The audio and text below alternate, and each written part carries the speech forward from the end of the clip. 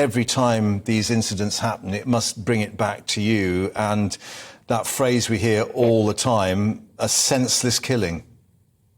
Yes, of course it does. It's every day, isn't it? And I think the figures are much higher than that. I think that so many things aren't being reported. I think that some knife crime is going out as an assault and things like that. They want to keep the numbers down. They don't want to scare the public, and the public's should be the safe priority. Why aren't the government looking after us? Other families affected, you start campaigning then for efforts to try and stop knife crime. What were you looking for the government to do, and what was the reaction that you got indeed? I personally met with Priti Patel, who I think is wonderful. I think if she was a lot higher up, we'd get a lot more done with her stop and search powers and everything like that. She's really good. I've got a lot of faith in that lady. But as you say, I've met at least 50 families through losing Liam who have all lost a child, not just through knife crime. You know, they're shooting each other now. There's so much violent crime out there. And the sentencing is absolutely ridiculous, you know. So you're getting 13, 14, 15-year-olds, younger kids than that, going to school with knives and things like that.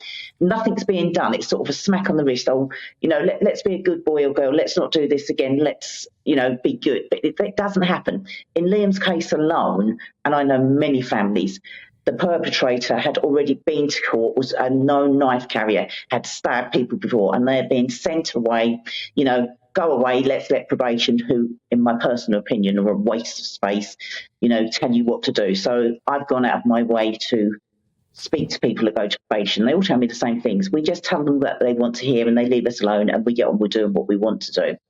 Many people like...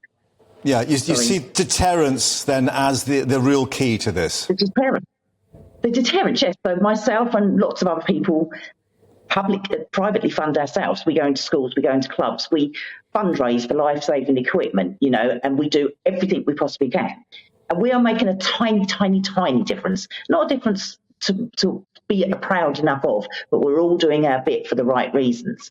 But the deterrent is, let's just kill someone. Oh, we'll be going to prison for 8 or 9 years. We'll be out in 6. You know, let's get these sentences. We all want the same thing. We all want life for life. Put them in a prison for life. Once they've done this, why should they have the right to a life? Why should they be allowed televisions, mobile phones, visitors? If I truly believe that if you take away all those privileges, they would definitely think more and think, oh, I don't want to lose my entire life. I don't want to lose my family. You know, they don't care that they've destroyed our families. Yeah. And it's every single day, isn't it? And what about the sentence? Yeah. What about the sentence then for actually carrying a knife, even if they haven't done anything with it? Exactly. You know, they go to court and you read the same thing day in, day out. There was something on the internet a couple of days ago. A judge has said, oh, this young lad is going to uni. I don't want to ruin his life. So just sort of hop along and don't do it again, son. He's running around in a gang with a machete. They should go to prison for a minimum of 4 years. Then they should come out and be on a rehab program for 5 years. You know, there is money out there. Everyone pleads poverty, but there's money somewhere to find this. So if they're caught in that 5 years, go back to prison. You know, do these. Let's get them back in sort of army camps. Let's get them working. Let's get them doing something that keeps them occupied, because it's getting worse day by day. And these wretched shops that are selling with all these knives and there's just so many petitions out there that even I'm losing the will for it now. You know, there's petitions not to buy machetes. Well, who wants to buy a machete online? There's no reason to buy a machete. There's only one reason. They want to carry that around.